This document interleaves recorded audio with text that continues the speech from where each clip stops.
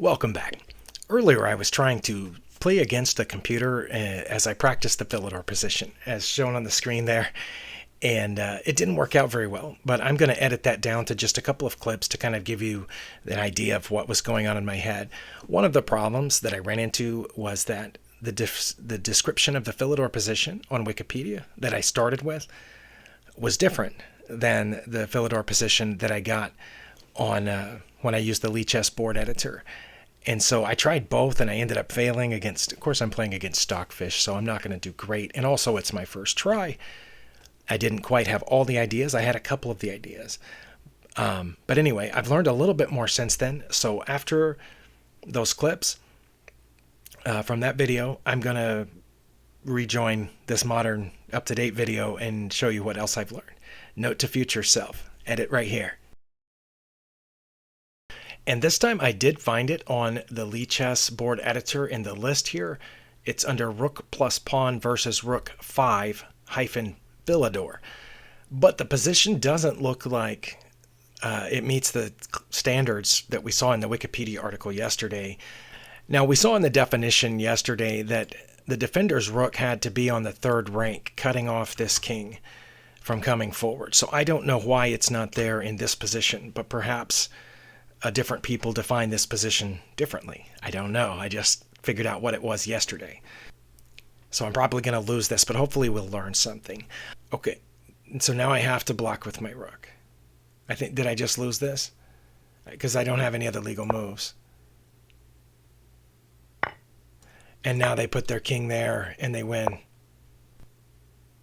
Okay, so moving my rook back there was not the worst move in the world. In fact, okay, and I had to go there. Here, play with the computer. We're going to play with the black pieces, and we're going to try this again.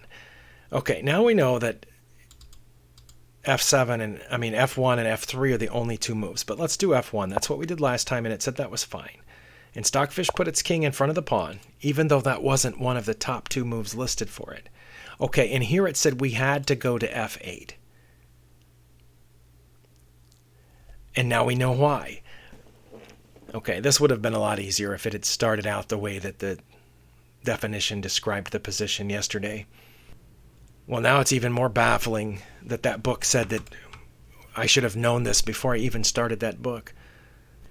Now can I go here to keep their king from... No, now I've lost. Dang it. And back up to where I lost.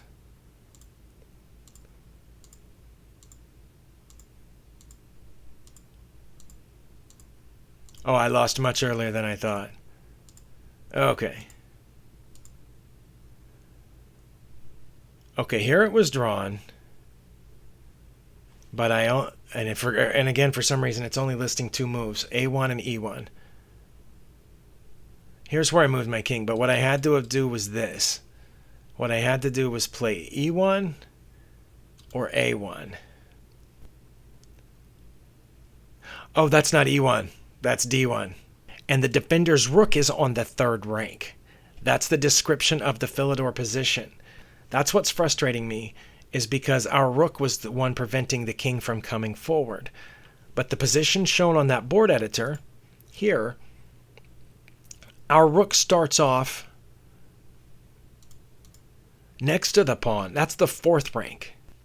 Okay, so if any of you guys know what's going on here between the difference between Philidor position on that board editor and the Philidor position description elsewhere, let me know. And I'm going to set up the position the way that it's shown on this little chart right here. That looks better. All right. And again, I don't know why Stockfish isn't trying to advance the pawn. Because if they did advance the pawn, I wouldn't know what to do. Oh, well, that was me. What we've learned is that I did not understand the Philidor position that I learned about yesterday. Okay.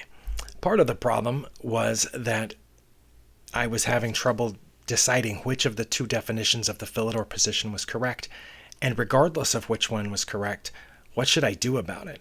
But what I got when I went to chess.com, yet another source, I found an actually much easier explanation of the Philidor position. You can find it just by using a search engine, just type in Philidor position. This was one of the top 4 or 5 results. And talks about Like in here on this example, it shows the defender's rook isn't on the third rank. It's on the first rank, or my first rank. I can put it on the third rank, but it doesn't have to be there. And it actually came up with a solution. One thing that I didn't know when I started playing Stockfish was what to do if the side with the pawn pushes their pawn. Well, it's explained right here on chess.com that your main goal is to entice the other player to advance their pawn. Because I kept wondering, what if they advance that pawn? How am I going to stop it? Well, it turned out that's exactly what I wanted them to do. And I figured that out a little bit at the end of the previous clips that hopefully I've edited in and you've just watched. But if they advance that pawn, then their king can't hide behind it, and I can take my rook back and perpetually check them across their back rank, which would be the 8th rank in this case if I'm playing with the white pieces. So that one sentence could have been included on the other article, and that would have helped me so much. Because if they don't advance that pawn, I did figure that out. If they don't advance the pawn, I can just shuffle this rook back and forth to safe squares, which keeps their king from moving forward. And if they check me on the back rank, I move my king up directly toward the pawn. If they check me again, I go directly back to stay in front of the pawn. If they ever advance the pawn, I shoot my rook back here, and then I can check them to my heart's content, as follows. Right here on this Lichess analysis board, it's white to move. I can shuffle my rook back and forth between these two squares, or if they don't move that pawn forward, this other square. Those are the safe squares right now that I can, as long as I can stay on the third rank, those are the squares where the opponent can't get me. If I go all the way over here, of course, their rook can get me. The pawn can take here, the king can take on those squares, but the 3 green ones are fine. Okay, so it's my move, so I shuffle. They can check me if they want, doesn't matter. If they check me, I go directly toward the pawn. Then they can check me again, but I'm just going to go back. And then they can take their rook over to the other side, and I'm just going to move back and forth here. All of those squares are fine for me. If they ever, this is what I kept worrying about, is if they advance the pawn. But this is the answer. If they ever advance the pawn, I go to the other end of the board. Now it says b6, b7, and b8 are all okay, but why not go as far as possible, right? So now they're going to want to check, probably, but they also might try to do what Stockfish did, which was advance this. Then if I, say, put my rook in a not very smart place, that's checkmate. But if they check me, I go toward the pawn. Of course, in this case, that's my only legal move. If they check me again, I drop back. Now, Stockfish says their best move is to check me again, which of course we know would be a draw by repetition, and the whole point here is to draw. But if they don't check me, let's say they do one of the other moves that's listed there. It says rook to a2. So let's say they go to the other side. Well, now I check them.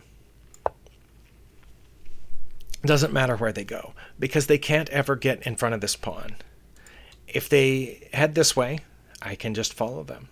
If they head the other way, I can just follow them. So let's say they go here, I check. I don't have to. It said there was another couple of options, but this is going to be the easiest way for me to remember. And now they can't ever check me because I'm checking them. Now let's say they go back. Well, of course, I'm just going to check again. And then they can come this way, which is actually what the engine is listing, but it's also saying G3 is fine. G2 is okay. What if it goes to G2? Well, here it doesn't suggest checking. Here it just says it suggests staying on this rank, just shuffling here. But if I check them again, they can either go to any of those squares or they can go back there, and then I can check them again. So they go back there, and then this time there's only one legal move. Oh, and the only one move that doesn't lose, right? You see that. If I do anything else except check on f8, then they have a mating sequence. But we know that the whole point of getting the rook back there, once they've advanced the pawn, was to just keep checking them.